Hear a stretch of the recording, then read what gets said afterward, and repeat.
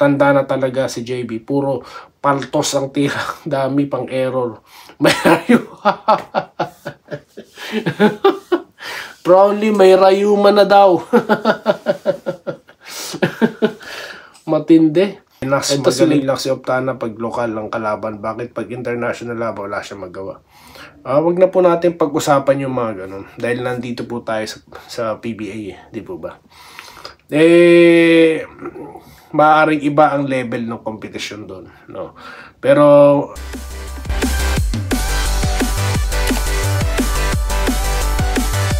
ayan, so welcome back po dito sa Denrica at Toy TV Sports. Well, yan na po ang ating pag-uusapan, okay? Justin Brownlee, dapat na po bang palitan? Ayan. Kasi nga po maraming mga fans, no? At may mga nagsasabing dapat na daw palitan. Okay, pag-usapan natin yan. At mga pa-shoutout, sa mga pa-shoutout, ang ating pong babasahin ay ang inyong mga reaction, okay? Of course, fans reaction po, no? Particularly ng Barangay Ginebra, okay? Bago po yan, kung di pa po kayo subscriber ng channel na ito at nagugustuhan nyo po ang ating pagkomentaryo, mag-subscribe na po kayo. Okay guys? Okay, so balik tayo dito sa ating pinag-uusapan, ano po?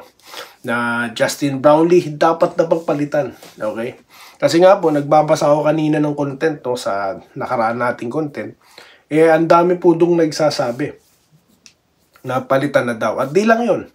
Ako po'y pumupunta, no, sa iba't ibang pages, sa ibang site. Kasi nga, may, naghahanap ako ng ipipicture ko sa ating hindi magayang segment, na pagpapangalan dito sa mga chismoso, no.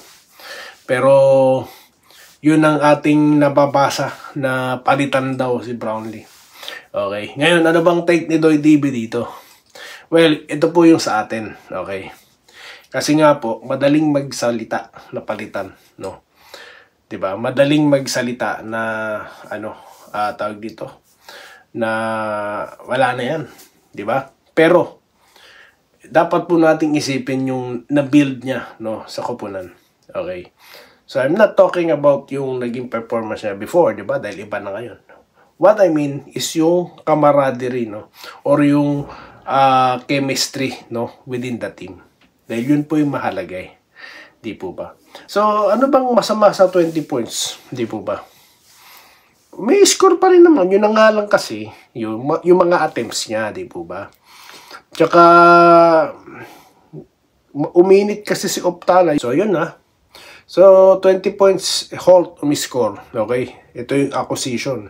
Rosario 16. So, yung mga acquisition nila, talaga pong nagtrabaho dito sa laro na to, no? Si Abarientos nga lang 8, single si Thompson 9. So, ngayon, natalo sila kasi nga po, yung iba, kinakantsawan tayo na daw, bumalik. Kala ko ba, bumalik na ganyan. Ngayon lang sila nagsisimula Hindi ba? Galing, hindi pa naman 100% yung isa So, nagpapalusot ba tayo? Yun naman talaga reality, di ba?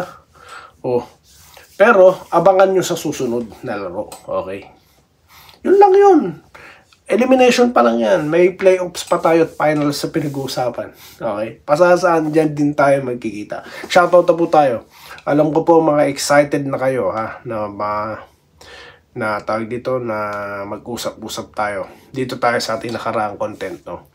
Okay, dito tayo kay Resty Santiago. Okay lang part ng basketball, win or lose. Yan, okay lang daw sa kanya. Alexander Cardenas, magaling lang si Optana pag lokal ang kalaban. Bakit pag international laban wala siya magawa? Wag na po natin pag-usapan yung mga ganun. Dahil nandito po tayo sa PBA, di po ba? Maaaring iba ang level ng competition doon, no? Pero para i-brought up yan, no? Para lang may pang-rebat tayo. Para sa akin, hindi, no? Dapat po galingan, no, ng Ginebra. Kung magaling sila, kung magaling si Brownlee sa international, dapat nandito tayo nanonood ngayon no? Dito dapat tayo mag-usap. Di po ba? No? Dito tayo kay Jean Cirilan, no? Retire. Ito, isa siya sa mga fans, no, na nagsasabi niyan. Dito pa, Angel Bells, matanda na talaga si JB. Puro paltos ang tira. Dami pang error. Brownlee, may rayuma na daw. Matindi. Ito si Wilfredo Bautista, no, na shoutout po kay Wilfredo Bautista. Jerwin Ramonal, ayan. Ano sabi kasi malakas na yung barangay, wala daw makatalo sa TNT. Eh kayo naman naniniwala kagad kayo minsan yung mga fans, di ba? Di porket sinabi, yun na, di po ba? Sherwin Ramonal. Ito pala yun, sinabi niya. Ito si Patrick Gonzales, no? Wala kay JB yan, nasa lokal yan. Ayan, isa siya sa mga hindi sumasang-ayon, no, sa sinasabi ng iba. Legit na 3-pointer ang Ginebra ang need ng Ginebra. Legit na 3-pointer din naman na bakang laban. Yun na nga di ba? Nakahabol naman si JB, di ba? Okay, Faustino Hernandez. Okay naman si JB Odat nga lang. Eto, Junpak Banalo, Ampaw, nakakahiya all-star lineup. 6 times na tinatalo ng TNT sa championship latest ngayon. Huwag nang sabihin babawi, hindi kaya ng mga Ampaw talaga ang TNT, tanggapin na lang. JB dapat sana siya ang nangungunang miscore, walang magawa. Huwag na magdahilan mga fans, mga reasons, ang totoong never say die. Nasasabi ko ito dahil frustration sa, napoprostrate po siya, no? Jonathan Rodriguez, hindi makakabawi si Brownie kung ganyan yung laro niya. Palitan na pakiusap naman, sabi niya. Pan po ba kayo ng Ginebra, yung mga ayaw na kay Brownie? Telma, familial.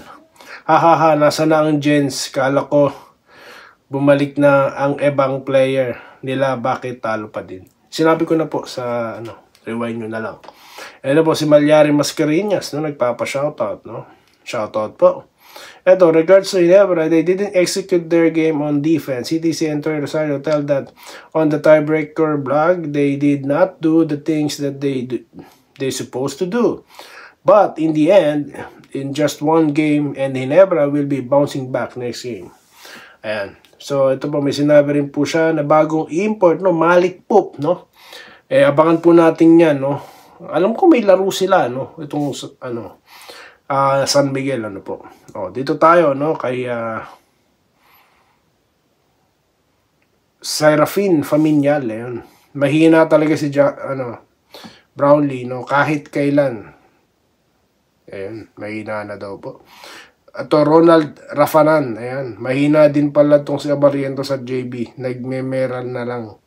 Kung paano kung magtapat sa final, sigurado na ang TNT. May bawi po yan. Ito po kay Rodante Sabida, na good AM, no? Napansin kulang daw sa depensa Ginebra. Kulang, bakit labas nila nakabukas? Yun na nga no? Yun po yung aking question no? Yung depensa nila, pinapapabayaan yung open. Na depensahan nga yung ilalim, no? Na open naman yung mas masakit, po. Tarcisio Paramo, ayan. Isa din ako sa panang Ginebra at nakita ko kulang sa team nila, kulang sa disiplina at kulang sa agresibo at kulang sa konting pisikal at sa lakas ng loob mag-drives at mahina na din ang galawan ni Brownlee. Ayan. Cesar Pura, kinuha nyo na lahat. Piling-pili na. Magagaling. Ano ngayon, karma na yan. Buti nga, talo. Kinawawa nyo Magnolia, di kayo patas. Mapaglamang karma. Karma naman daw, sabi niya. Balbino Diala, laro lang yan. Ayan, relax lang. Ayan, idol, talo tayo, okay lang. Marami pa naman laro. Yun. So, yan po yung mga comment ng ating mga subscriber, no? Shoutout nga pala kay Irene Quiles, no? Kay Ramil Gonzaga, Sir Alantason, po? Si Sir Muhammad Amil Asani Sr., no? At si Mr. Alejandro Tronson. Ayan. So, sa marami pa pong napakarami na po kasi komentaryo, no? Salamat po. At magla-live po tayo, no, bukas para po mabasa ko na lahat ng mga comment yung magkamustahan po tayo, okay? Mag-live po tayo bukas, no, para hindi po tayo naubusan ng oras, no, pagdating sa mga ganitong shoutout. Okay? So, yun lamang po guys ang ating napag-usapan ngayon at maraming salamat po sa mga nagsasubscribe, sa mga sumusuporta, no. At sa mga nagkakape habang pinanonood tayo. Okay, Jesse Vasquez, no? Alam ko nanonood kayo dyan. No? Mga taga Chicago, Illinois. Ayan, sa buong mundo. Maraming salamat sa inyo. Magkita-kita tayo sa mga susunod na video content dito lamang sa Denriga Toy TV Sports. Muli, maraming salamat po sa inyong panonood. Salamat po sa panonood. Subscribe na para sa mga susunod na basketball at boxing videos.